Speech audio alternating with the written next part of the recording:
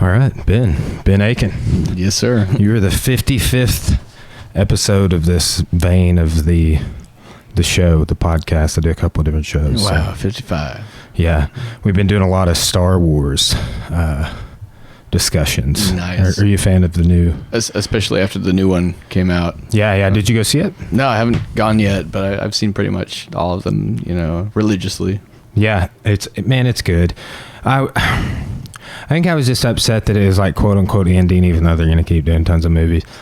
And I had a couple critical points, but overall, I went and saw it a second time. I mean, how much do you hate a movie that you go see two times? Right. So, I think part of it is we're just so used to the originals that anything new will feel a little abrasive, to us. Yes, and when I saw it, I put everything in like that second viewing allowed me to get context on.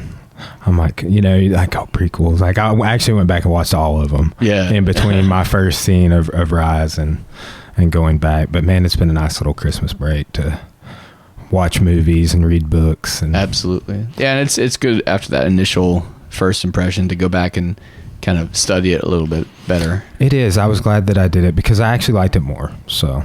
That's good.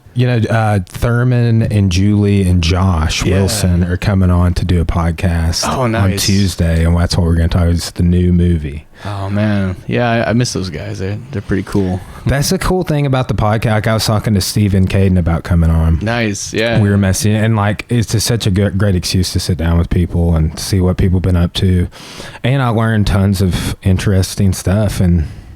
It's great. Absolutely. And all of them musical, they've all brought something to the music scene in some way. And Stephen Caden, he can shred on that guitar. I know. I saw him post about his dad giving him his old Gibson acoustic. Nice. And I was like, wow. Yeah. It looked in such good condition too. I played with a guy at work the other day and he had an old Gibson acoustic and it was like wavy. Like the wood was kind of like, splintering or something. It was wild. Yeah, I remember Steven. He's got this big, jagged, black electric guitar. I don't even know what it is, but it's like the spider web. Yeah, that's BC Rich, man. Yeah. See, Steven just lived over across the way, and we especially like on into high school and a little after, we would get together and play music a lot, man. I actually hit him up. I was like, dude, we should play music or just podcast, and then we started chatting, and hopefully I get him on the show here pretty soon. But he's super talented. He's a great guy. Yeah, and definitely, humble, and except, when he's playing, and you can tell where his talent really is. I remember we were playing like Disturbed's Down with the Sickness one time, and like his dad had just built him this awesome, and he and his dad both built it, but this speaker cab. And I'm like, dude, just how you just build this speaker cab? It was like pro level. Like they laminated they did all this stuff that blew my mind. Wow, yeah. And it was he would play through it and it sounded great. Yeah. But he was doing pinch harmonics on that song, and I was just like like that meme of like what are you doing?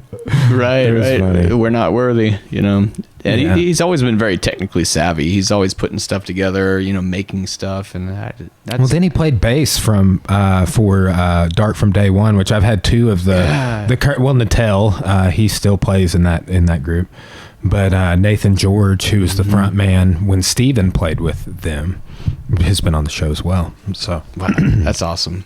Yeah. Well, man. So what have you been up to? Oh, I've been doing activities at the nursing home. Yeah, so we had Robin on recently, and we were talking. I think we talked about you briefly on the show. Yeah, because I was just talking to her about just like the overall like her story, and then also like what you guys do there and what that's like. Oh yeah. What is your role there? What all are you doing? I am technically the observation unit activity director. So I work in the observation unit, which is a dementia ward. Basically, it's its own kind of separate part of the building. And it's for people with severe dementia, people who are having trouble remembering things and going through that kind of part of not necessarily always Alzheimer's, but definitely they have dementia in common. And so it's kind of a confusing, hard thing to navigate. And I've come to learn, a whole lot about dementia and the people who suffer from it, and it's become part of my world, and I've been exploring it and really loving it, really loving the people I work with, and trying to help them get through this kind of difficult disease. Okay, so is there a difference between dementia and Alzheimer's? Alzheimer's is a cause of dementia.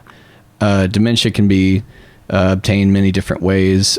Some people get it from head injuries, some people get it from drug use or alcohol use, and other people get it from Alzheimer's, which is its own kind of disease of the brain, where basically everything kind of deteriorates little by little, and dementia is just kind of that side effect of it. Yeah, okay. So, what is the youngest person you've seen come in with those types of issues, or have you read some stories that were kind of surprising to you? Well, I mean, we have people who are in their 50s, 60s, which is pretty young. But I mean, as far as dementia goes, you see people who are like football players who have gotten, brain damage, and they too have dementia, and it really doesn't have an age limit. Yeah, that's what I was thinking as soon as you said, like, dude, it could be traumatic brain injury related and things like that. Yeah, it's basically a long-term delirium, delirium being kind of that confused after effects of certain things like drugs and alcohol, and like just getting a head injury or something. Delirium is that confusion, but dementia is like delirium except permanent. It's chronic. Yeah. What do you see, like you drug and alcohol usage, traumatic brain injury? What are some other causes? Is it genetic? Is it could it be related to diet? It could possibly. I've heard of just little things like aspartame in Diet Coke causing dementia. It's a very broad ailment, but one of the main things that causes it is Alzheimer's. Which a lot of our residents have, and that comes with age. And it's kind of that forgetting things, forgetting people, and basically your mind going backwards in time and memory, and you not being able to relive certain memories, and the newer the memories, the sooner you forget them. So people that you've known your whole life, like your parents, you remember, but people like your children, people like your spouse, you forget them almost, immediately. You forget them first. That's crazy. Yeah. And tragic. What do you see, like, people kind of working with, like, when do you see like versions of short-term and long-term memory loss, like, or is it just kind of a trade-off that all ends up going down the same path of you don't remember anything? I mean, eventually it all kind of comes to a head, but occasionally you'll have people who are in different parts of their lives, sometimes within minutes of each other, thinking that, one moment they're 18 again, and another time they're married, or they're divorced, or they just live different parts of their life at different times. And so basically what you have to do is enter their reality, their personal reality, and kind of work with it. Like if they're looking for their parents, you say, we haven't seen them in a while, but we'll let you know that they're here. And you have to pretend, you have to use your imagination sometimes, because every single person in there is in their own reality, and you have to kind of step out of your reality and into theirs in order to help them through. Yeah. Like Robin mentioned some things when she was on about things that you have discovered, or things that you're a part of, that you do, that you see, not necessarily reversing any of this, but maybe curbing some of the symptoms and side effects. Like, what are some things that you've seen that it could be, that are quote unquote maybe treatments or along those lines? Well, I mean, it's incurable. It is a chronic ailment, but I went to a dementia training once, and they gave me this metaphor. They said that dementia is kind of like in your brain, all the lights are off, but you have a flashlight and you can shine it wherever you want to. And sometimes, you see things in the corner, but then when you move over to another corner, you lose track of what you just saw. And that's kind of what dementia is. And there are certain things that I've found that turn all the lights on in the brain, and specifically things that they associate with their memories, things that bring back good memories, like aromatherapy, like baking a cookie and smelling that, and it brings you right back to your grandmother's cooking, or most especially music. And music is something that stays with you your whole life. You learn little songs when you're a kid, and those are the ones that they remember the most. And I know Robin kind of spoke about it on the other podcast, but there are literally people who are on their deathbed who can't speak, but if you start singing "You Are My Sunshine," they'll sing it along with you, because it's so it's so ingrained that it just comes up to the surface. It is so much a part of these people that it's, I don't know, it transcends everything. That's what's the kind of why I was asking you earlier about short-term, long-term, is that what is it about that? Is it those foundational things that we first learn, that we maybe form some of our first bonds with language? What is it that makes someone retain like a lullaby or a hymn for that long? Going back to, it works backwards. So the things that you've known the least amount disappear first, but the things that you've known forever, like lullabies, like nursery rhymes, little poems that you've picked up here and there, when you were a kid, and especially church, when you go to church and you sing "Jesus Loves Me" and all the words, people retain that their whole life. And also prayer, very similar to music. It's kind of like a poem. It has a rhythm, and they say that prayer, like the Lord's Prayer, you say that with them, and suddenly something kicks in, and they start saying it too. And like if I were to say to somebody, here, can you sing "Amazing Grace" for me? They wouldn't be able to do it. But if I start in with "Amazing Grace," then they start picking up on it, and they will sing it to its conclusion, because it gets their mind on that flow. It gets them on that track, and then they can't help but complete it. And then that's where they are. It's become so much a part of them that it becomes like a natural bodily function almost to be able to finish the song. Yeah, so you're almost like for lack of a better way to describe it, but like a mind coach for these people.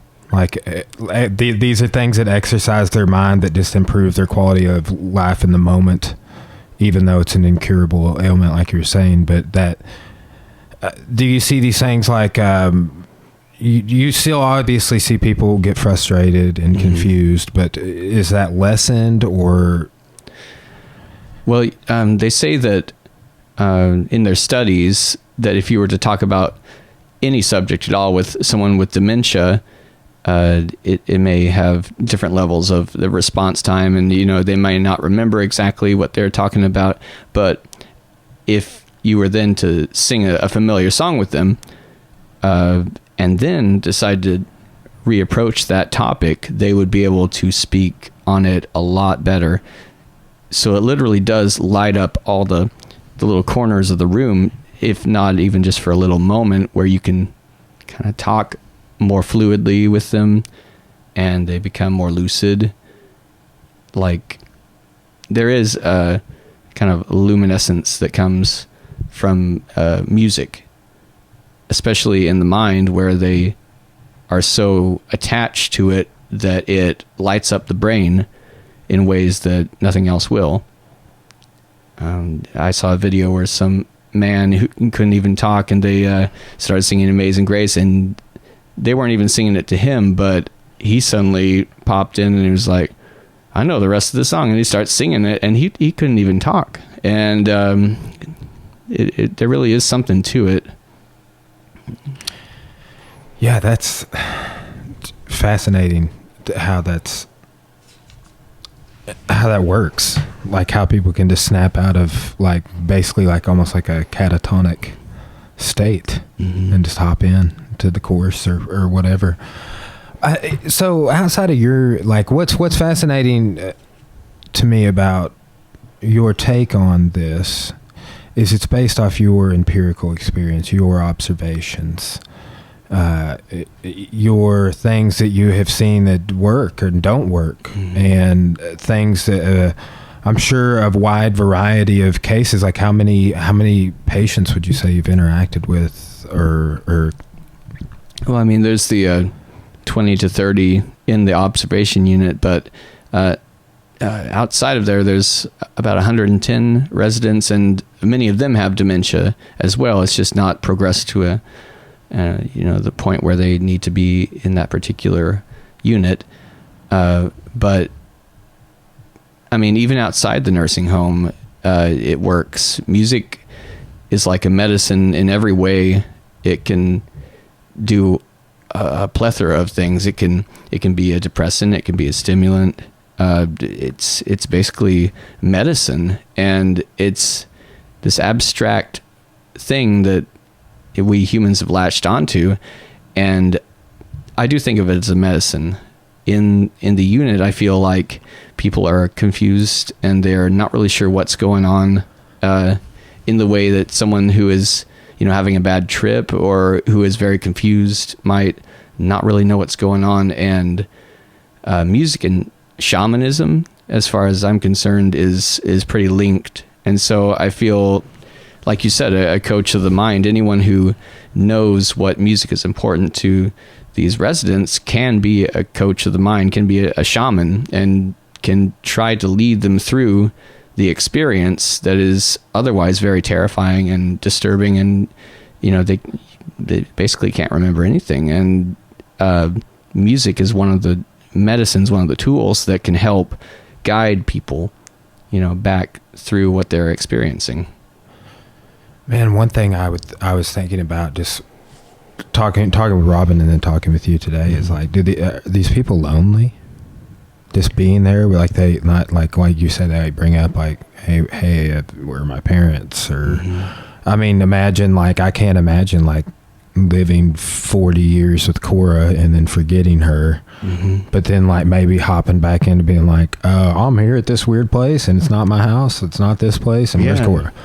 Is that something that reoccurs? Like, do people come up and like, or is like loneliness and depression a common thread as well?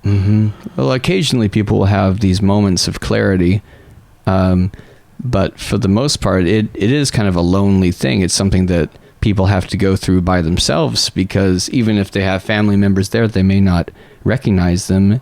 And also, if you show somebody who's kind of elderly and they have dementia a picture of themselves as they are, a lot of the times they won't recognize who that person is. That's why a lot of the times we don't have mirrors in the unit, because I mean, if say your dementia makes you feel like you are still in your early 30s, and you look in the mirror and you see this 80-year-old, it's like, who is that?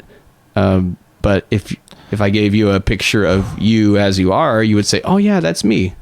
That's who I am. But they feel like that age that they reverted back to. Do when they look around, do they like say things like, why am I with all these 80-year-old people? I'm 32. Exactly. And people will think they're at work and they need to get back to work, and I've often talked to some of the CNAs that I work with, and when I'm about to go home and I get my keys, and I'm thinking, well, what if one day I can't find my keys, right?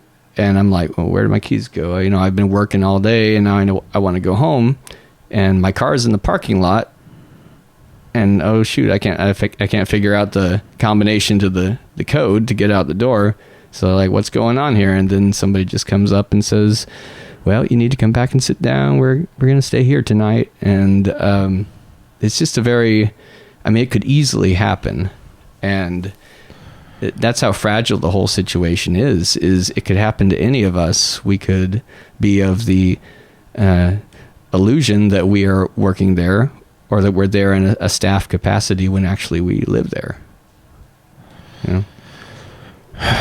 All of this could be a simulation. Right. Also, like, I'm having a physics PhD on Thursday, and we're going to touch on that because I have questions for her. Because I've never sat down and talked with a physics person before. But she goes to our gym, and she's super nice. She's from India. Her mom lives in India and is a yoga instructor there. Oh, that's cool. You do yoga with some of these residents. Chair yoga yes. is what Robin said. Do you watch Better Call Saul? Oh, no, I haven't caught up on it, but I do know about it, and I have been meaning to. It's good, but as soon as she said chair yoga, I was like, Better Call Saul does chair yoga. Yeah. With the seniors at Sandpiper Retirement Home or whatever it is but it was, there is a funny spin on a kind of a home like that they've been ripping off the residents. Oh, man. And Saul finds out about it, and that's his big case or whatever, but. I do love me some Breaking Bad, though. So oh, man. It's definitely so on my good. list. Yeah. Did you watch El Camino? No, I haven't the yet. movie. It's good. I'm interested. So they didn't do Better Call Saul for this year. They took a year off. They released El Camino, and it's my hope that season 5 of Better Call Saul, like, they do something unique with it and it ties it all together. Oh, they should. Yeah, that I had no idea how they were going to do a movie, because I feel like Breaking Bad tied together pretty well at the end. Like I think, man, I do too. They've made it a lot more complex with where they've taken. Better Call Saul is like Gus Fring is in it. It's running parallel, and Mike beside sort of the Breaking Bad plot. And then also, you're fast forwarding to Saul when he's like in witness protection program. Oh, wow. Yeah. And then El Camino kind of leaves off with Jesse like getting out and getting a new identity from the vacuum cleaner. Wow, yeah. So I'm like, are they going to bring, like, is Jesse going to be in season 5 of Better Call Saul is my theory. Yeah. Oh, that would be strange. Yeah. Well, they've done some things that have been unique. I think that's why I love Breaking Bad. It was unique television. Mm-hmm. Yeah, and Mike's like one of my favorite characters. Oh, yeah. I'm really glad that Better Call Saul kind of explores more of his character, because he was just so fascinating. He was. It does a good job going into that. Have you seen The Mandalorian? The Star Wars show? I've seen Baby Yoda. Everywhere. Does that count? Yeah. It's on your radar. So It's definitely on my radar. It's fascinating that has set the internet on fire, though. It really has. Like, I'm investing in Baby Yoda memes. Yes. Epstein memes are kind of out, but still in. They're becoming GIFs or GIFs now. Yeah, they're like last week. But man, yeah. Are there any early signs or symptoms you know about that I should be like worried about getting, or that here's the thing I worry about, man, is I'm in a weird, I teach history, right? But like doing martial arts, like we spar and stuff. And that's been like, I was just talking with a psychologist, like a psychology PhD whose background is like in the brain and stuff. Oh yeah. And he's never gotten into much sports psychology, but he has done a lot of research about like boxing and the psychology behind that, like how people say things and what the outcome of the match is and stuff. But man, and like you mentioned with NFL players, like the UFC, if you turn, like, I don't have cable, I stream, but if I were to turn on ESPN right now, we would be like, oh, baseball, football, which is contact, right? Basketball, MMA, that's where we're at on our national sports for the most part, and that is a traumatic brain injury causing sport, unfortunately. So like, man, I've really scaled back like the amount of contact to the head that our people go through. What do you think about that? I mean, I'm worried about these are the things I'm concerned about, and I'm like supplementing for brain health and trying to do puzzles and thought exercises and all sorts of things. So I'm taking a conscious care of my consciousness, you know? No, I hear you. And it's very easy to, it's very easy to get caught in the, I don't really remember what I was doing. So, oh shoot, maybe it's early signs of dementia. You know, a lot of, just because you forget, you know, something, you know, for a long time doesn't mean it's a sign of dementia. A lot of the things that people experience is delirium, which is the short term kind of loss of memory and kind of loss of orientation. I really wouldn't worry too much about the sports and stuff, because I mean, as far as there's millions of people that play, you know, NFL, you know, football, and they usually don't end up with dementia, you know. Yeah, it kind of isolated cases. Yeah, I mean, yeah, it's definitely good to take care of your brain and, you know, make sure that it doesn't get hurt too much. But as far as dementia, I don't think it's something to lose sleep over. Well, you know, I will say this, ironically, I was just thinking this, I notice I forget things the most if I didn't sleep well. Yeah, well, that's a weird good correlation there. And it took me a long time to connect the dots. And then it's been the last couple of years actually, because I've been on a really regiment, because I get up early, I do stuff here around the house or go exercise. And then I'm usually in my office in Morrilton at 7:30. Yeah. So I have this routine, and like, man, I end up going to sleep like 9 or 10 o'clock at night, and I sleep straight through. I was taking melatonin for a while, but I stopped. Yeah. And now I have weird dreams. It's super. I didn't dream the whole time I was taking the melatonin. Wow. So it kind of put you under.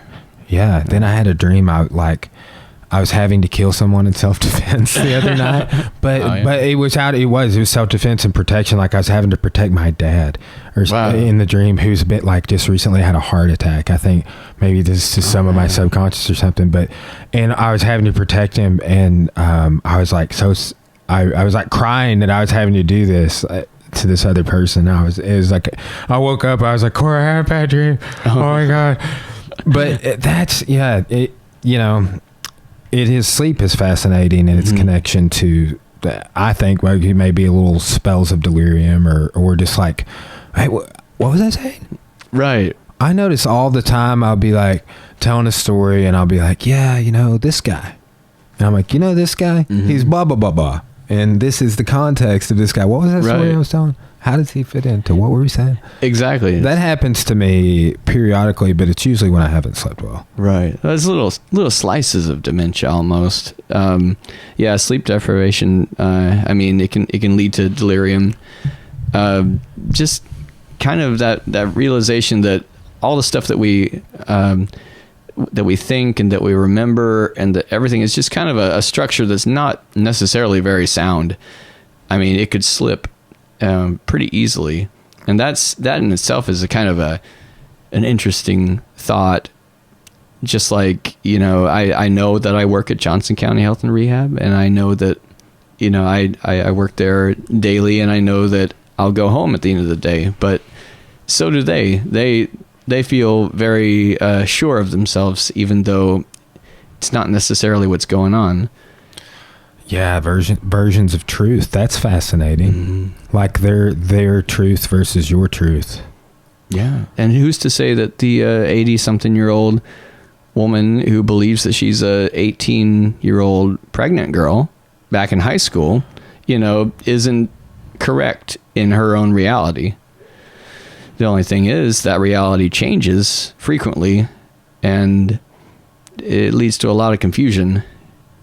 And so you kind of have to rein it in. You kind of have to bring it back into, you know, where not necessarily correct her, but to kind of bring it back in to how, you know, in a way, not lying, not even a white lie, but basically living in her reality and going with it.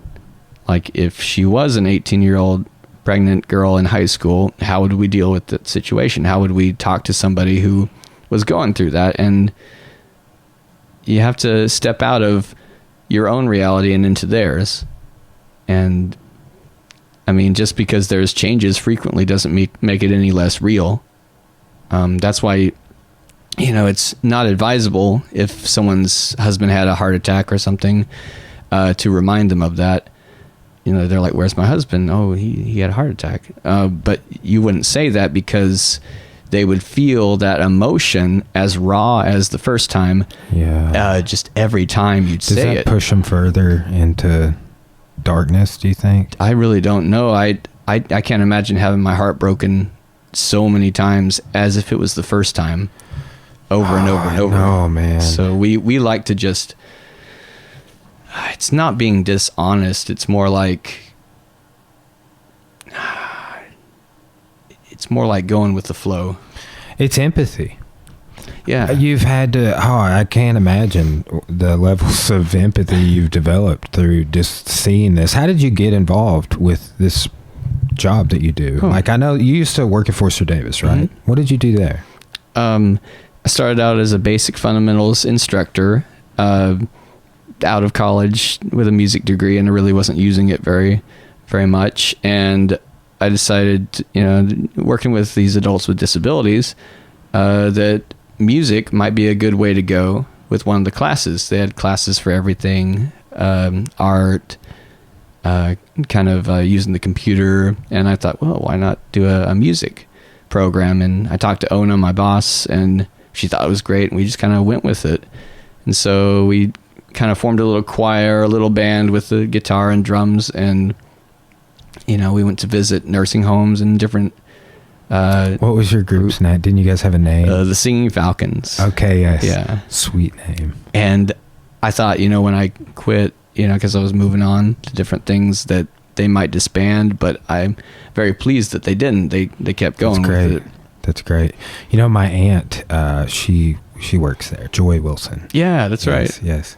So I think I was by there one day visiting her, and I saw you like walking over from like the house that's over by the hill that goes down.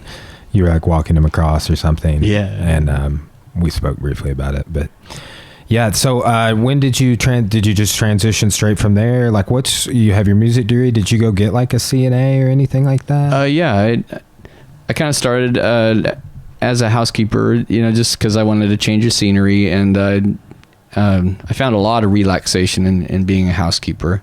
Just made everything simpler, and everything was just so complicated, complex, and I just wanted a simple job, you know, with a simple paycheck. And then I saw what the CNAs were doing with the residents, and I thought, well, you know, I want to help people like this. I want to be able to assist, you know, people in their daily activities. And so I went and got my CNA, and started working in the unit, and I really loved it. I loved being the hall monitor in the unit, because you basically just stand there and you interact with the residents. And so I told my supervisor I wanted to do that permanently, and so I did. And you know, we did have an activity director, but she was not there at the time. She had gone on to different things, and so I basically found myself kind of singing with the residents and doing activities with them as a hall monitor.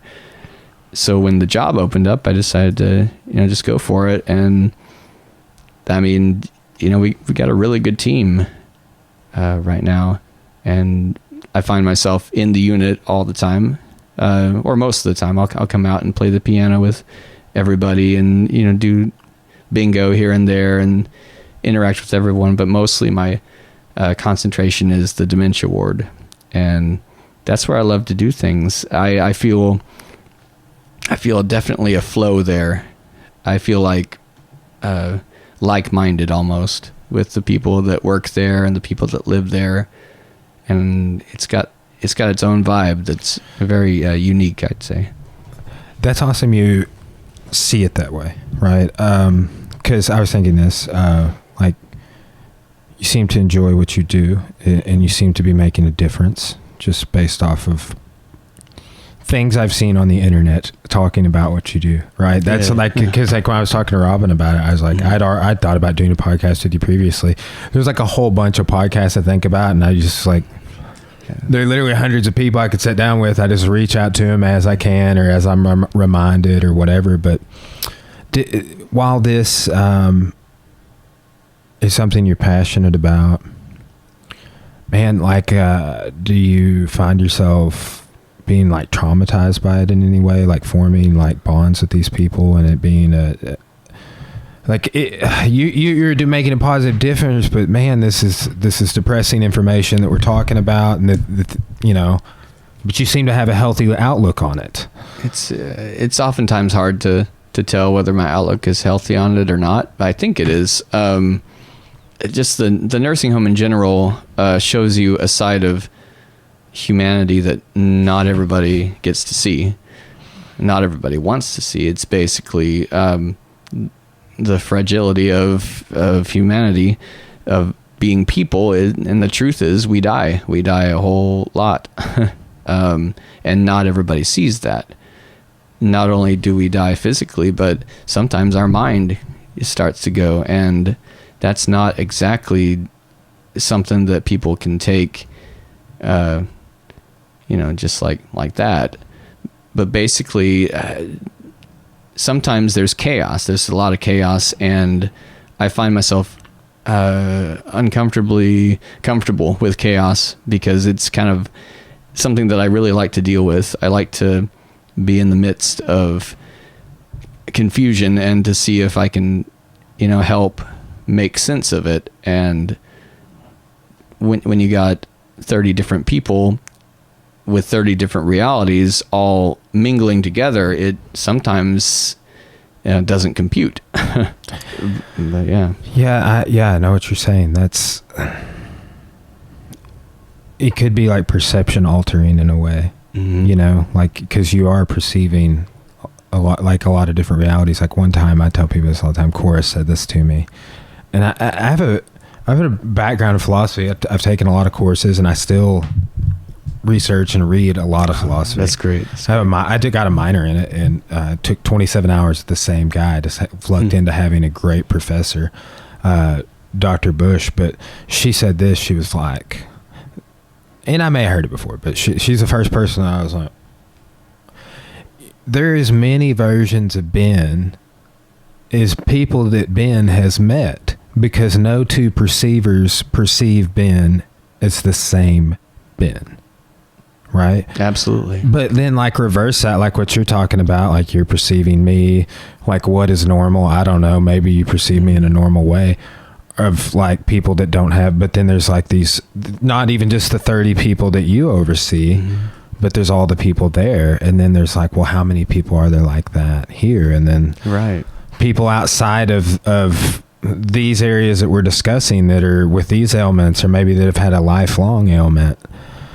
It's man, yeah. Or you and I could be in the unit right now, thinking that we're sitting here in this room. Have you ever read One Flew Over the Cuckoo's Nest? Yes. Okay. Yeah.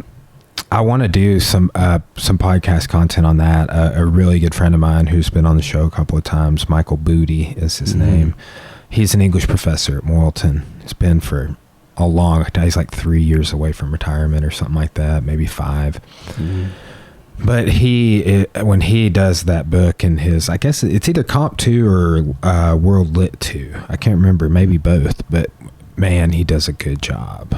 And it's like he talks about some of the same things. It's like, and then he has some great takes on like the way he interprets that. And like we've riffed back and forth about it being, the McCarthy era and some other things going on in American culture that are at the backdrop of that book that are fascinating. Yeah. I mean, that's it. A lot of it's very similar to the unit. We've come a long way in our mental health, the way we deal with mental health since then. But when you break it down, I think it's called the theater of the absurd, where, chaos is not that unusual, where, you have a storyline going, then suddenly someone comes in just talking like about nothing, or making noise that doesn't make any sense, and, clapping their hands for no reason. And the way that the other residents react to that one particular resident. It's like finding combinations of these different groups of people, and sometimes the reaction is not what it should be. Sometimes you have an issue because two people's realities bump into each other, and is not necessarily very pretty. So it's very interesting to see people, the residents, reacting to each other as well as the staff who's trying to maintain order. But I mean, it's impossible to maintain order sometimes, and you just have to go with it. There's a lot of flow. So the activities that I do are not very set in stone. If they want to play bingo, we'll play bingo. If suddenly they decide to start singing, we'll start singing. The thing I have noticed is that if I bring positivity to it, it's positive and negative, you can create ripples of positive. So you start singing, and then people who are, kind of in their own world suddenly latch onto that ripple, and they start singing, and it ripples off to everybody. That happens with the negative, and it happens with the positive. So my goal has been to start positive ripples, like in that area, as best I can. Sometimes it's hard to do, but what are your go-to songs? Is it like you mentioned Amazing Grace or You Are My Sunshine? Like, what are some other ones that are real common that people... Their favorite are definitely kind of the gospel or the old country stuff. We like Johnny Cash, Elvis, but also a lot of gospel stuff like I'll Fly Away. Oh, yeah. It's kind of ironic. Some of the happiest songs that we have are about death. And Amazing Grace, I'll Fly Away, everything that should be, kind of somber is actually more hopeful. And one of the main themes of people who are kind of trapped in dementia is they just want to go home. They just want to get out. They want to escape. One of the things that people in the unit have in common is they all are exit seeking, or a lot of them are exit seeking. They want to be somewhere that they're not, and that's one of the main themes. And I'll Fly Away, I mean, that achieves what they want. That shows hope of one day not being afflicted with this kind of disorienting illness, and that could be said about all of us, not just people with dementia. I mean, all of us, want to be cured of the things that we're sick with, or cured of our unhappiness, or the things that we want but we don't have. And we're all just looking for a cure, basically. And music, I think, is that cure, or at least a tease of the cure. Yeah, I would agree. I've been really trying to up my mental health game, my physical health game, but I've just been listening to more audiobooks, and just trying to always be learning something, and always be listening to music and play music and writing. These are all activities, I think, putting together a puzzle, doing a Sudoku, Cora plays a lot of cards. I don't even know. These are playing cards. These are trading cards, but these are Harry Potter playing cards. Nice. Yes. But nice. She plays a lot of solitaire and hearts and things like that. But just little thought and brain exercises, and then just keeping your brain engaged. Like, I'm not a big reader. I try to read every day, but I can listen to books on like another level. I think that's more like my skill set, is listening. Sometimes it's hard to, to look at words and then like translate it into imagination. So I would see where the audiobook may, be a better choice for some people, definitely. Because you get on that rhythm, hearing the spoken word in kind of the same way that people who pray or people who sing, connect. I honestly feel like why I might be that way is because I was read to as a kid so much. Yeah. I don't know. But that, and then I was homeschooled till like 8th grade. So wow, it may be because that goes back to your childhood. It goes back to what you're used to, and you're used to hearing things, and not necessarily looking at things and reading. It's weird too, because like if I have a lot of books, but now I've just like with I have a lot of DVDs, but it's just like with books and shows or documentaries, I've just gone to the digital route of storing things and like trying to get things more in that realm. But if the books that I have that I look at all the time and I read all the time are all my martial arts books, but they're picture books. With like a paragraph, I'm like, oh, yeah. Like, but that's like my level of comprehension there is really high, because it's just like a little excerpt, picture, excerpt, and I can interpret all of that pretty quickly. So I just joke with people, because like aren't those things that like you're bullied for or something, like I'd like, but that stereotype of like, you got any books with pictures? You know, like I've heard that stereotype in my life before. That's kind of funny. Well, but that's not necessarily bad. That just means you have more of a visual acuity, right? Yes, that's like audio and visual. That is like when you pulled up, I was sitting there adding books to my wish list and like looking at what I was gonna listen to next, because I will have done 5 books over this little break that I've been out of school from teaching. So. That's nice. It's been nice. And the big game change, like after we get on podcast, I'm going to go exercise, and I'll exercise for about an hour, but I'll also get about an hour of listening.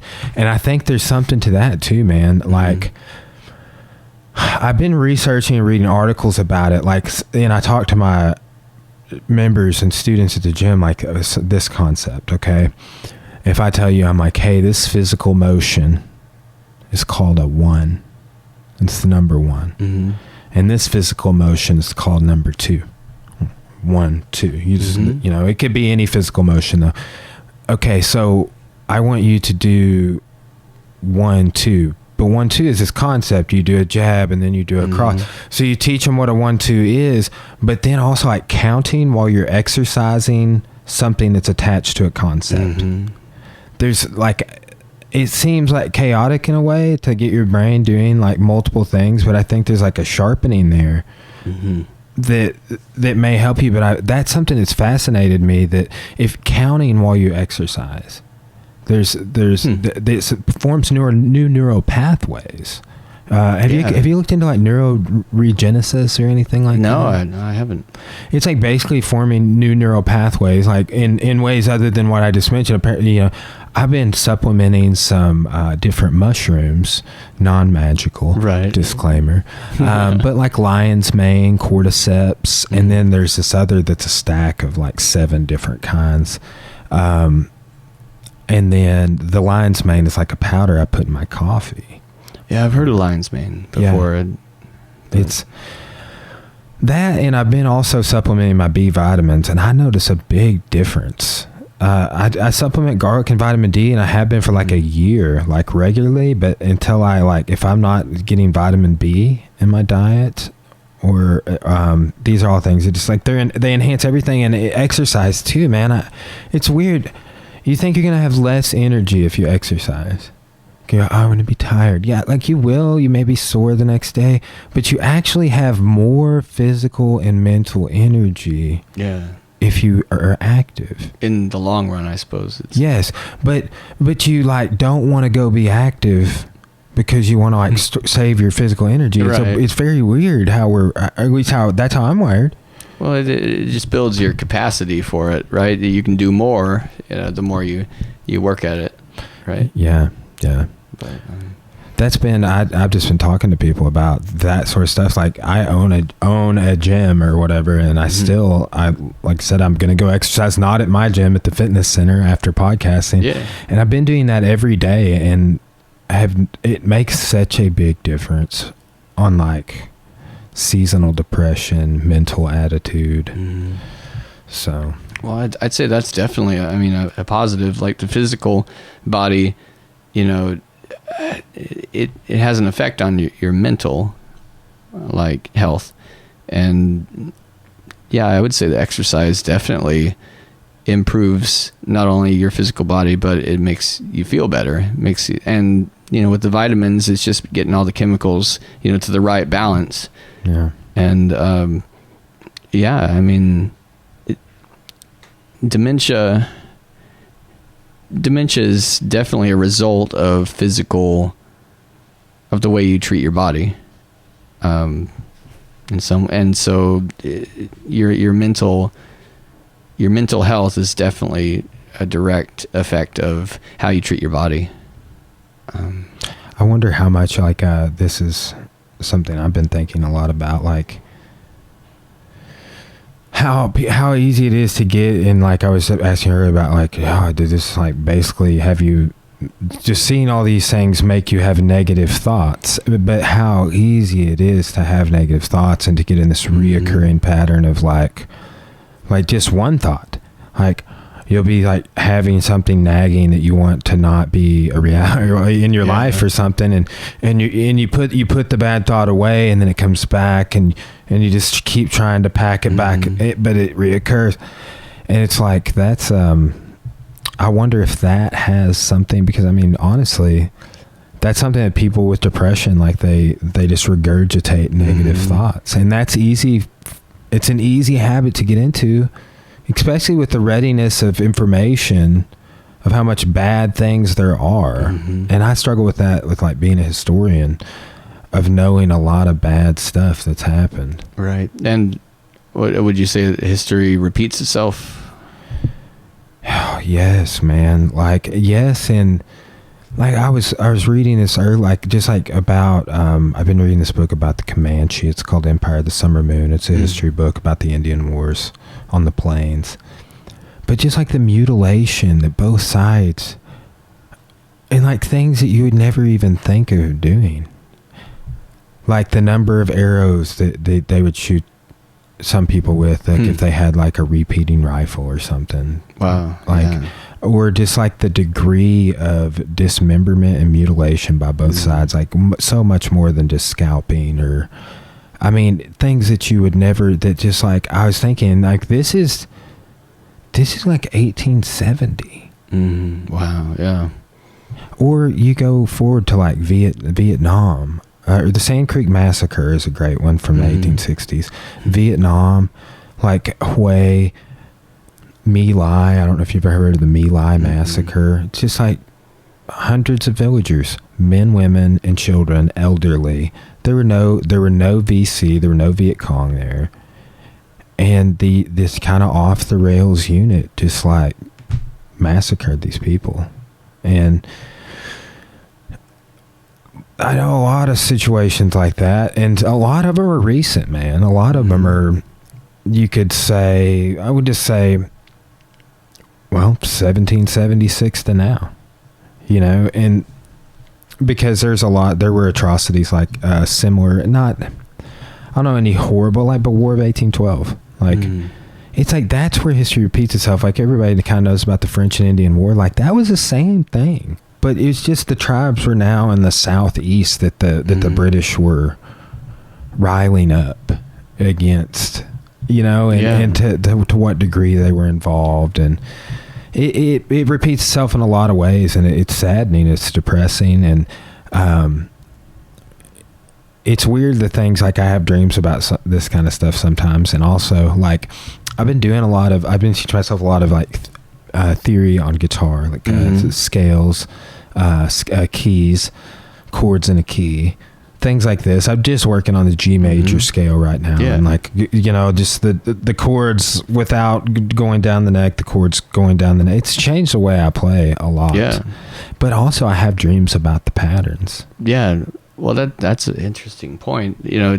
Guitar, piano, they all, everything related to music is patterns. And it makes me think of the negative and the positive. You look at a piano, you got the black keys and the white keys, and you got kind of the dark side of music, and you got the light side of music. And that's the same with all things. Like, why do people, like the Comanche, why do people slaughter people so ruthlessly and overkill almost? And I feel like it's that, like you said, that grain of sand in your mind that builds, and you dwell on it, and to the point where it becomes this negative energy. And You got people in the unit who are fighting for no reason at all, other than their own minds say something negative about another person that might or might not be true. And that's just humanity. Is, there's positive and there's negative. There's light and there's dark, and there's that force which goes toward construction, and there's that force that goes toward destruction. And some people don't know what to do with that grain of sand in their brain. Like you said, dreams. I was thinking about dreams when you were mentioning that. That's kind of how that comes to the surface. How we don't even realize that we're having these, feelings, these kind of guilt almost, or fear, and they come out in our dreams. And that's what the folks I work with are, in a constant. Sometimes it's a good dream, sometimes it's a nightmare. And the only thing I know to do is to alleviate that with positive energy, and try not to let history repeat itself anymore. But it's going to do what it's going to do. Yeah, and all we can, I think all we can do is try and have these strategies, like whether it's routine based or whether it's like, literally thought exercises. That's just the greatest way I can describe them, because like it was described to me as this way recently. Like, you ever heard of a cow chewing their cud? Mm-hmm. Like how they just like can't digest it, so they throw it up in their mouth and chew. They eat the throw up. Yeah.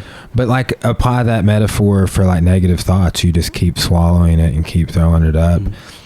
And then it's like, well, change that to like, just keep every time, offset every negative thought with a positive thought, or every time this thought creeps up, coming up with little mental strategies. Have you ever read The Art of Tidying Up?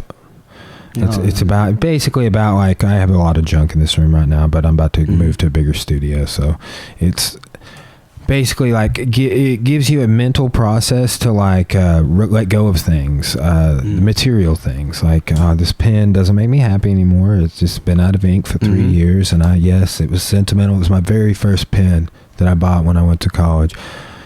But it served its purpose. I'm not going to refill the ink. I haven't refilled the ink, so I'm just going to throw it away, or whatever it is. You recycle it, whatever you do with it. Yeah. But like, so many people are like, "Nah, dude, I've had this pen since I was a freshman in college. I'm not getting rid of it." That's crazy. Yeah. And then you get like 100,000 things like that. So having a mental process to not clutter your life up, even though this room's super cluttered, and my table's cluttered with Christmas presents. That's all good. Action figures from eBay and puzzles, but yeah, man, I think they say the room is a picture of your mind. Right? It's crazy in here. that's all right. It's all right. Yeah. That's something I learned at the nursing home, is that you don't have a choice. You're eventually going to let everything go. What defines you? In the nursing home, you have a room, and everything you can fit into that room is what your life has been leading up to. And on another note, when you're dying, like, what do you hold on to on that last breath? And that some people hold on to music is... it just shows it's an abstract thing. I was going to mention that there is another medicine besides music that I found works very effectively with dementia. And like you were saying, vitamins, the sun, like being outside, has been a huge tool. And if people are having lots of trouble, especially when it's nice outside, we'll go outside and suddenly everybody melts, and suddenly all that goes away, all the negative goes away, and the vitamins from the sun and the fresh air are enough to chill everybody out. And that and music have been big tools for me. Has there been anything else you've noticed? Or anything that people like hold on to, like you're saying, that hold on to music? Do they hold on to anything else? a lot of the times, some of the things we use, it doesn't work for everybody like this. And we have to be careful because sometimes it's a dignity issue. But like if you have a baby doll, they will light up. Like in some of their minds, there is no difference between a baby doll and a real baby child. And something about that that youth, it brings out their maternal or paternal instincts, and they immediately go into what they love to do, which is nurturing. And that's something that I've noticed is they love children. Like I'll bring little Cora, I'll bring her to your daughter's name is Cora. Yeah, my wife's name is Cora. I just remembered the commonality there. Yeah, no, great name. It's all right. I don't mind that she stole from my little baby. Yes, her name. How old is she now? 4 years old. Wow, what's that like, man? Oh, it's great. She is like a reason to do things, a reason to be alive, and to be happy. And yeah, I mean it's great. And she learns so fast. She learns everything. She picks up everything, absorbs it like a sponge. And even my love for music, she's picked up on. She can name a song as soon as it starts playing, sometimes, or the band. I'll put on a song by the Cars, and she'll be like, "Hey, that's the Cars." And it's like, "Oh yeah, you're good." Wow. She's a little learner, and she's a little mini me, Man, yeah, we were talking about this before we sat down when I was uncaging my crazy dogs so they didn't jump all over you. But then what was I just gonna say? I'd say, dude, I don't have any symptoms, do I? I just blanked out. No, you're good. What were we talking about? Little Cora. Oh yes. Well, Cora and I are in kind of family planning phases, and I just like try and talk with as many people as I can about like what they're experiencing. But we were talking about this before the podcast. Your creativity that runs in your family, like. Which, not to put you on the spot or make you like not to be boastful or anything like that, but you're a really creative guy, right? Like you write your own music. You're very musically talented. You have been. You can sing. Have you acted? Have you done any acting? A little bit. Your sister acted, and it's amazing. Does she do that now? Oh yeah, she's usually in New York. Yeah, that's what Cora's saying, because her and Cora think the same age. Yeah, she likes to hold down like 3 jobs at a time and still have time to go audition. And wow, and she's been on TV. She's been on the ID channel. And she's done a lot of cool things. And then is your brother Dylan? Is he younger than you? Yeah. My brother Dylan and Hannah, they're twins. Oh, I didn't know that. Yeah, they're twins. Whoa. See, I was Dan Stahl's TA one year, and Hannah was in that class. It was like the 9th graders coming up to the high school in the auditorium for first period. Yeah. She was with that group. Huh. And that I just like remarked on that was your sister, because I think I was a senior at that time. Yeah, but that would be about right. Yeah, if I could just get as many YouTube followers as your brother has on Instagram, right? Like I could like quit one of my jobs or something. Not like I'm trying to. I'm not, but it's. I have a joke with people. I'm like, the gym is like we're about to move to locations twice the size. Mm-hmm. I like landed my dream job with history and teaching history in college, and like I'm like, yeah, this thing's great. Yeah. And then I'm like, yeah, but this thing that makes me no money and I spend money on all the time, the podcast, I want to do that. That's awesome. But it's just like on to the next thing type of a deal. But man, all the stuff I podcast it's about all this other stuff and a lot of Star Wars lately. So yeah. Well, what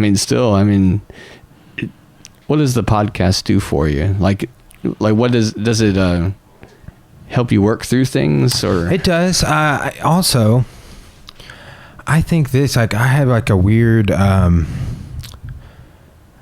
need to create things, and it's just like a way to create. I think that's one of the other things we were talking about before we started recording is it's just a great, like, I just feel this like a need to get stuff out there that I'm thinking about.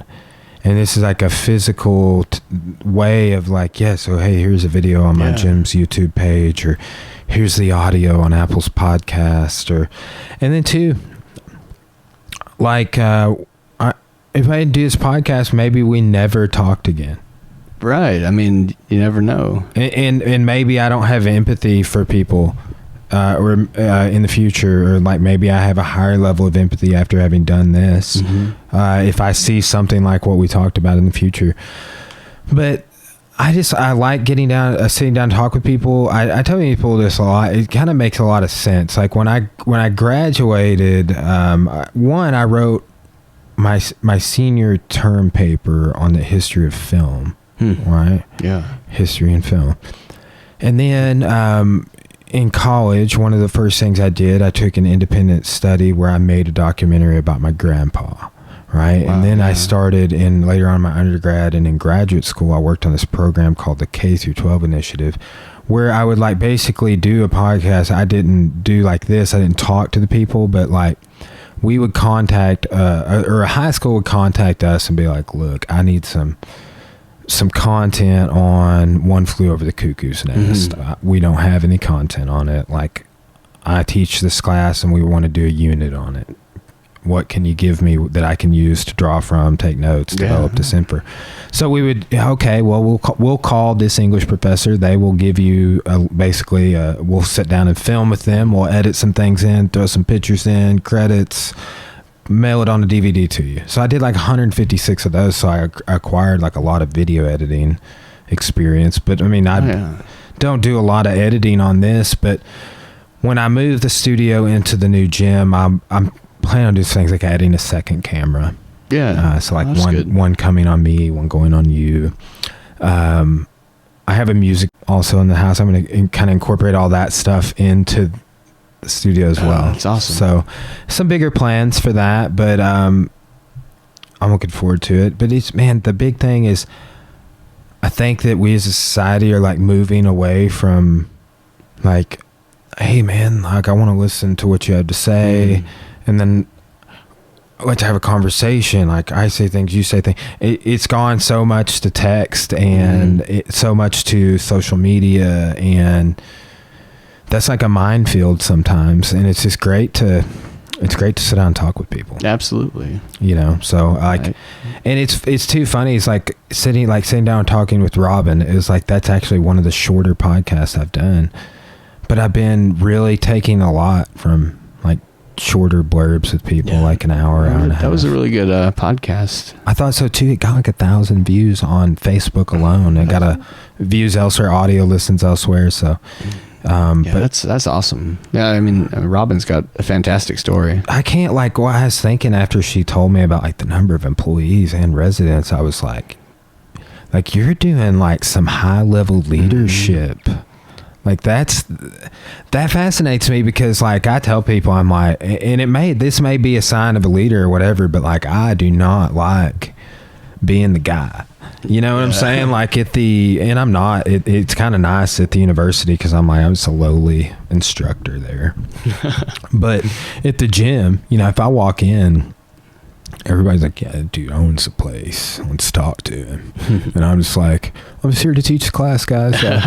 But man, our current building is we're just so crowded because we're about to move, and we've been trying to move, and finally found a spot that will work for us, and we bought it, and we'll be doing that over the next month or so. Wow, that's awesome. Yeah. So yeah, a lot of stuff going on for you.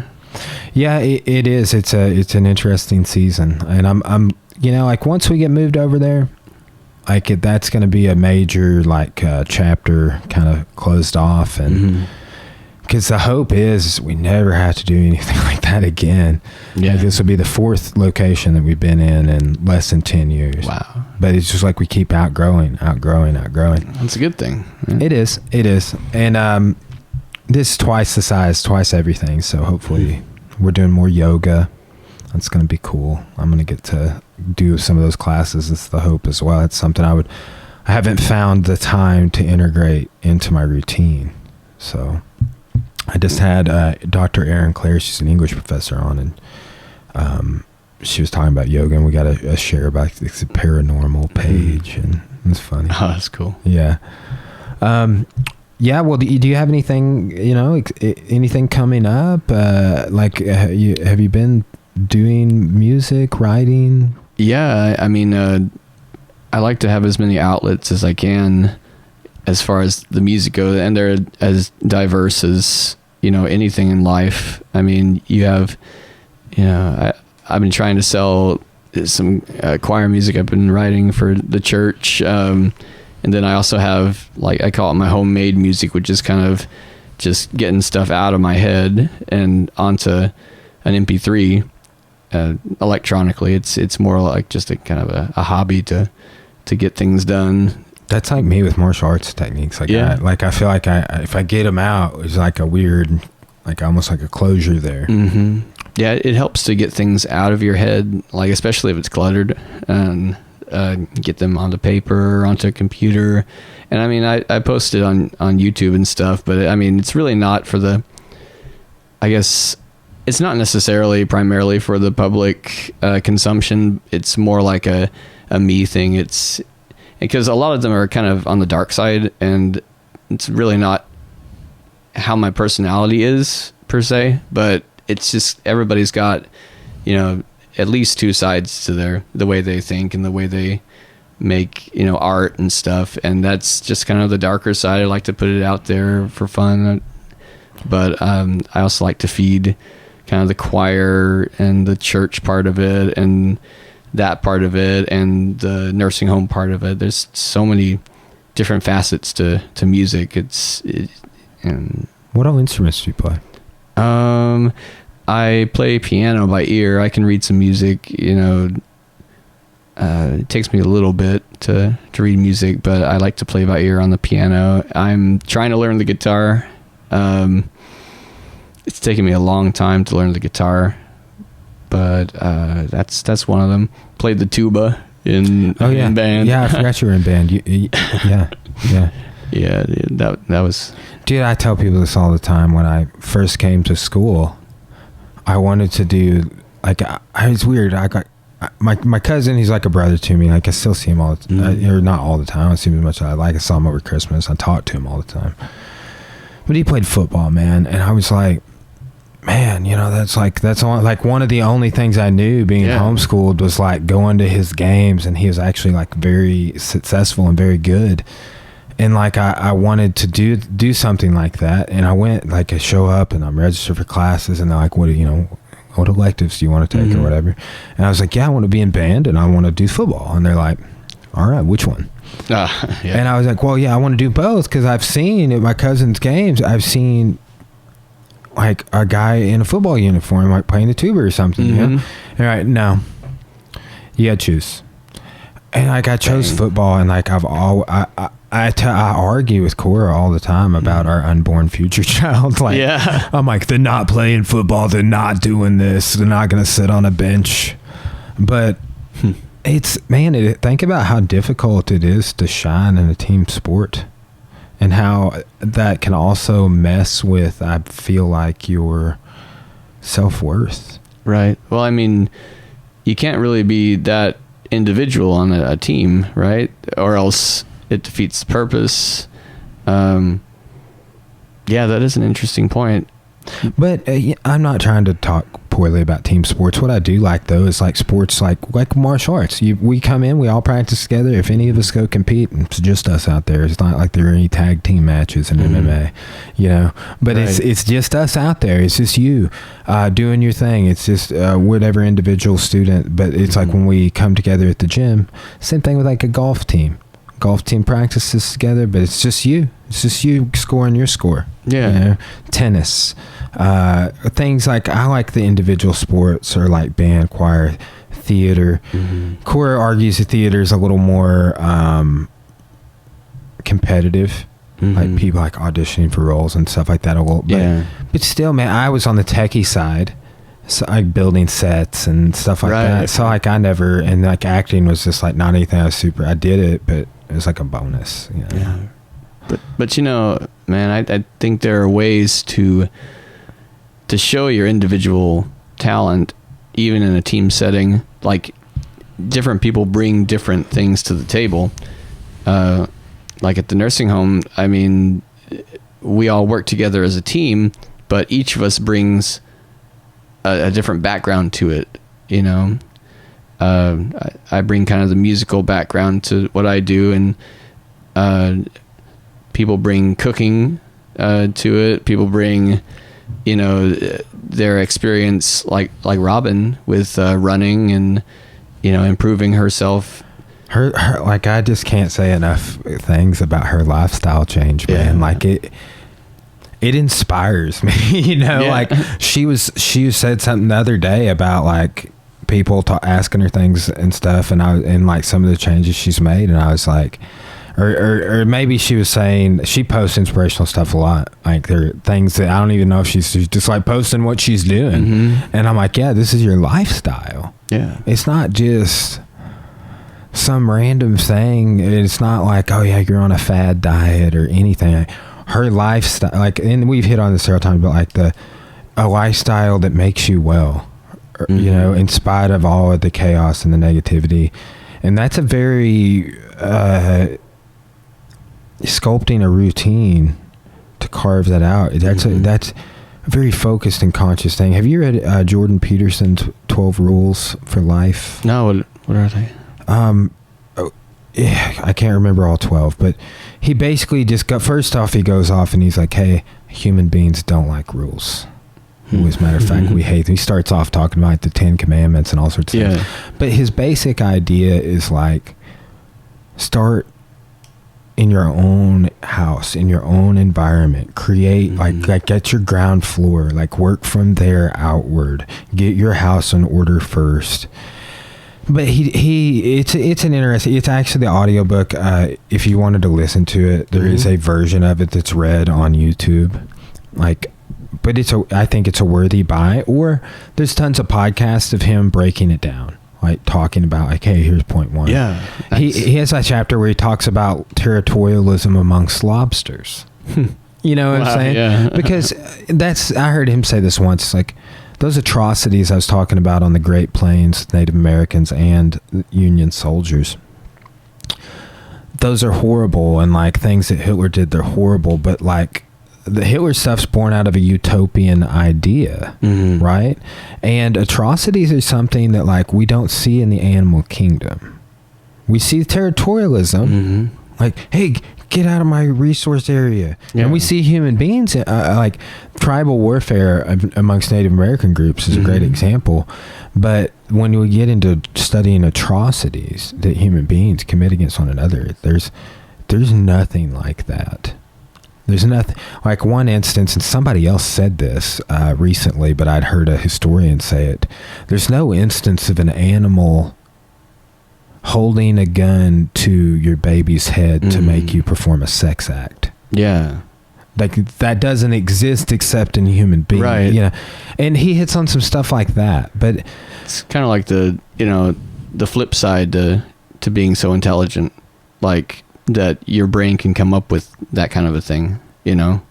I mean, that's one of the sacrifices we make for being so clever, is that sometimes, you know, these things that would never have occurred to anybody else, you know, pop up, right? Yeah. And I don't know, it's almost like I wonder if it's that we have it's not just the act per se as it is like the passion with which people do things, whether bad or good. You know, they do it with passion and they make it really personal. Yes, and I wonder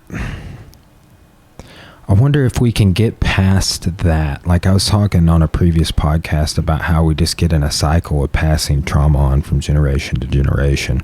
Or you're going to experience trauma in your life. There's nothing you can do about it other than try to offset the negative effect it has on you.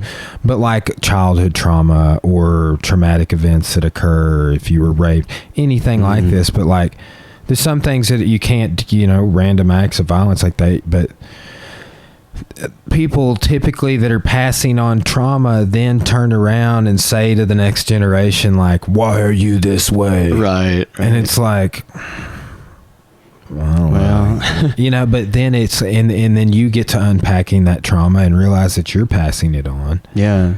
Well, it makes me wonder if history really does repeat itself, or if we have the control, if we have the ability to make it not have to repeat itself, you know? Well, one thing I think that, like, maybe ideas and information can curb some of this. Maybe recognition of trauma and post-traumatic stress wasn't even really talked about until really after World War II. Mm-hmm. You know, I mean, it shell shock is what they called it, but like, Right. how many veterans came home and were like violent and angry and didn't talk with people and completely unplugged from society, and like now we would look at that and be like, yes, they're depressed, they're having these symptoms from this trauma they experienced or things that they had to do, and they can't, and you know, let's help them come out of that in these ways. Imagine for how long that wasn't even a narrative. Yeah. That these are things that just like I think about that a lot. Well, yeah, and I mean, going back, you know, in history, before people knew about like bipolar disorder or schizophrenia, I mean, they pretty much just chalked it up to Demon possession, right? Because that's all they knew, and that's all they had really studied. But now, you know, you can tell that it's a lot more complicated than that. I've been trying to talk.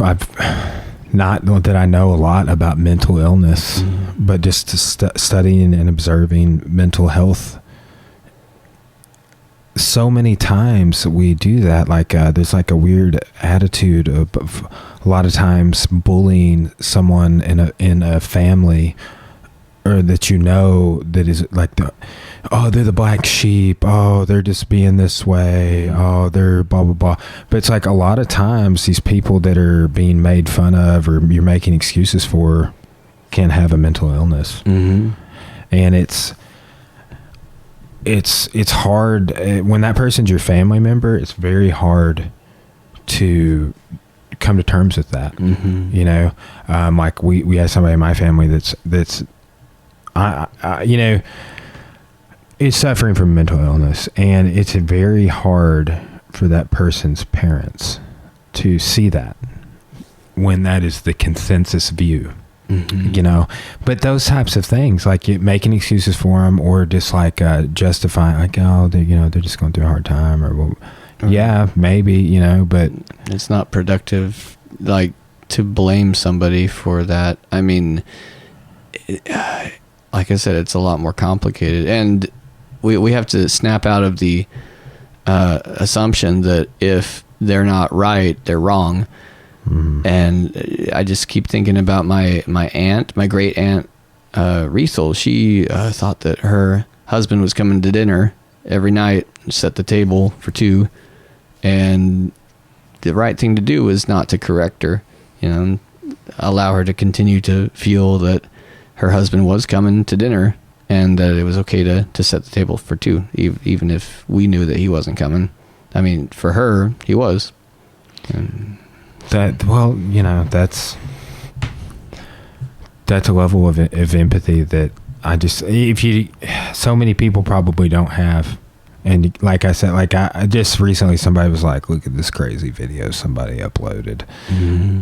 And they're kind of laughing about it. I'm just like, I'm afraid that person's mentally ill. Mm-hmm. Like, look at the way they're behaving, like right, the things they said, and it's like I don't think we should be watching this. Like, it's not. I don't find it funny at all. Like, yeah. Because just like, man, I work across the hall from a couple of psychologists and a couple of friends I have come on the podcast, psychologists, and I've been kind of fascinated with ways to improve mental health and trying to improve my own mental health. Mm-hmm. Right? It's easy to get so busy and not having to do things you don't want to do, or doing too many things you want to do. Yeah. Well, and one thing that people like to do, that doctors like to do, is throw a pill at it. And like, I mean, that's something we're trying to move away from unnecessary antipsychotic usage, and finding alternative ways to help people who are having mental issues. You know, you got to be really careful, but I mean, not everybody needs a pill. It's easy to take a pill and then, be zonked out, but doesn't really solve the problem. True. So, I mean, that's why we're turning to more alternative methods, if possible. Music, going outside, just stepping into somebody's world who's having a hard time. If someone's depressed, it doesn't necessarily have to be dementia. If someone's depressed, step into that world with them. Don't necessarily take charge, like more about it than they do, but just kind of be there with them in their kind of depressed state, and just be there with them. Yeah, I think that's very so many times we try, I think, to explain things away, where it's just like, no, that's real for that person, and there's nothing that there's no logic you can apply to that state other than just like, sometimes, like you said, you just need somebody to be there with you, to listen to you vent and not try and help you make sense of it, or right, because a lot of times I feel like I do think that's like with, I kind of mentioned this in the podcast, there are a ton of things I get out talking about that are narratives going on in my head, that it's positive to get them out and talk about them versus never just being stoic and sitting on it. And no, I don't deal with stuff like that. Those are things that other people deal with. It's like, man, the human experience is very shared. There are many commonalities. Absolutely. And to isolate yourself or to hold it in, doesn't necessarily make it better or make it go away. Like so many things, it tends to build up, and then you have an explosion that, could have been prevented if you just kind of let it out in a more productive way, or with somebody who can kind of talk you through it. Yeah. That is beneficial.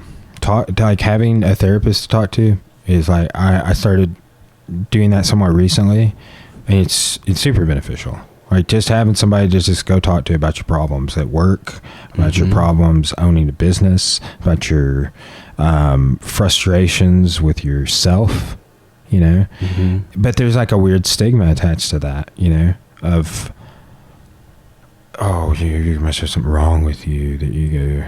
And I don't know, like I thought that it wasn't like that was deterring me from going to do that. Actually, the main thing, and just to be open about that, was like the financial viability to pay for that facet of my wellness. Yeah. Well, and personally, I guess it's kind of an arrogance that I have in like, well, this could just be anybody, with a degree, and like, are they really qualified to talk me through my mind? And that's kind of an arrogance, and you just kind of have to let go of that and have faith that this person who's getting paid to talk through it with you, really has his heart in it, or her heart in it. And sometimes they do, sometimes they don't. It's just kind of a risk you take opening up to somebody. It is. I definitely agree, because it's weird. Like I always feel super good after the fact, like really good. Like, and then things that I discussed become like new realities for me, like setting boundaries that I'm not going to teach a ton of classes at the university, the extra, and it just, like that's a big one, just setting boundaries, having like talking strategies about how you're going to set these boundaries in your professional life and stuff, which are, it's logical, but man, people will, in some environments, will abuse you if you let them. And the other people, are trained to, there may be one switch in your mind, in your brain, and they may know exactly what it is, and they can flick it, and it switches your entire mindset, Yeah, it is. It's weird too, though, because like I always like feel, and then I'm like about to go there, and I'm like, oh, I wonder what you're talking about. I feel weird now. But it's like for a 5-minute thing, and then I get there, and it's just like super positive. It's actually one of my. It's beneficial for me too. It's like one of my very best friend's moms. I've known her for a long time. She actually came to my master's thesis defense. So getting to talk with her versus somebody that's a complete stranger is nice. And there's another guy, he just retired from the university at Morrilton, but he's philosophy professor, and he's also a psychology professor, PhD with he runs an office, and he's a counselor in Clarksville at the it's like right over there by the old KXIO, like across the street from there is where he's at. Yeah. He looks just like Wilford Brimley. Yeah. Dana Thompson. But he's been on the podcast. But I think it's good. Like, how could we ever be like, no, it's not good to have somebody to talk to about your feelings? But there is some vulnerability there. And there does need to be, I think, some trust there, because it's like Scientology, for example. They're super critical of psychiatry, Yeah. super critical. But well, that's a whole nother story there. The Scientologists, I mean, they pretty much create their own world, their own rules, and I actually have a friend that's a Scientologist. He's in California. He's been on the podcast, but it's wild how many life skills he has that he got from being at the church. I wonder if I'm going to get like ads for Scientology. I don't know. Because when I was watching a bunch of documentaries about it on like YouTube and stuff, I would start getting ads about it on YouTube. Wow. But now, like, this a whole new level, man, is I notice occasionally it picks up on things I say in videos, and I get ads for it. Maybe, like, you get tagged in it or something. Yeah. Or like I go to Facebook Marketplace a lot, and you get like video ads for stuff there. Yeah. Like, and like your phone listening to you and stuff like that. Like, I've noticed it. I don't know why. I think probably because he has more background apps or like hasn't turned stuff. But Colby Talley, he, like, his phone is like anything I talk about, he'll get an ad. Like, if we're hanging out, he'll get an ad for it on his social media. Oh man, sometimes I'll think about something. I won't even do it on the phone, and it'll show up. Yeah. That's some weird law of attraction level stuff as well. Absolutely. Maybe it just picks up on the vibes. Maybe it just picks up on I don't know. This is funny. Colby ironically just texted me about podcasting. How it feels. So it's just like it's like three or two, one girl sitting there next to a picture of like three girls painted on a wall. Yeah. How it feels to listen to podcasts. That's so funny. Yeah, Cora texts me too. She is did a CPR training right now, but she's not feeling well at all. I felt bad for her because it's like 5 or 6 hours long or something. Oh, dang. Yeah. I know lots of people getting sick and stuff. It is a weird time. I've been really just trying to stay healthy. Been supplementing, drinking elderberry to keep my immune system high. Nice. Yes. Yeah, well, that's good. Yeah. That's good, man. Well, man, I really appreciate you coming on the podcast, man. It's great catching up. Yeah, man, I appreciate you having me. Yeah, well, we'll have to do it again sometime. I'll tell you about, like, I do a show. This is just a Life Unraveled episode, right? But I do some music Unraveled episodes. Oh yeah, and nice. The angle on the new, like, a lot of times I listen to albums and stuff, but the new studio, like, one of my goals is to be able to do like tiny desk concerts. Oh, that would be so awesome. So, I currently don't have a keyboard or anything for the space, but I have everything else. Nice. And I'm going to be getting a new board and some other things. Yeah. And there's a few plans I have, not to go in. I talk about it frequently on this show. So, but we're going to be able to kind of, once a month, we're going to do a unique episode. Dylan Sparks is going to help me out with it. And basically, like, I'll sit down and talk with the person, and then them, or maybe it's a local band. Like, I know these guys, all professors named Black Sabbatical. Yeah, that's funny. Get them to play. I love that. But I've had one of their members on the show, and I bought an art print from him. His wife is actually the art teacher at U of O. Oh, Neil Harrington. Yes. I'm gonna jam with him this week. We're gonna play some music. I bought one of his prints. That's so awesome. Yeah, he's very talented. He's such a nice guy too. Oh, yeah. But so we were just like, hey, Neil, I'm on a podcast with you and the guys, all of us here, and then you guys will play one of your songs afterwards. Wow, that's great. That's the goal, man. And I'm getting a mixer that has an interface built into it, so I can sweet. have a lot of options on the live recording and on just jamming. You know. Yeah, man, I'm totally down. Well, yeah, I would love to have you come on and do something like that, or we can just sit down and talk again, man. I just need repeat offenders, people to come collaborate. Like this Tuesday will be Thurman's second time on the show. All right. So cool. Josh, it'll be Josh's third time on the show. Julie's never been on, but she just moved back from San Diego. Really? Yeah. I was wondering what she's been up to. I think she just recently completed grad school, but I'm not sure. She could have been working in California for a couple years too. Wow. So yeah. Well, that's awesome. They're all coming back around. Yeah, man. It's kind of like a throwback. Getting to sit down with a lot of the old acquaintances. And awesome that you have this kind of this platform to work with. It is. It's fascinating. So when I get this all uploaded, man, I'll put the audio up real quick. I've been scheduling my videos for like a couple weeks out. Yeah. Cause I've been doing so many over the Christmas break. Yeah. This will be I did 2 episodes with Dr. Hausnick. He's our resident political science guy. Sweet. Yeah. And then we talked about Star Wars. That's awesome. Yeah. And I do need to go see the new one. I've seen them pretty religiously. So. It's worth it, man. I've raised my opinion of it a couple of times after just like seeing it a second time, thinking more about it, watching more Star Wars. Yeah, it's good stuff. All right, man. We'll go ahead and wrap it up. Signing off. Thanks for listening, everybody. Ben, thanks again for coming on, man. Thank you, sir. All right. We'll see you next time. All right.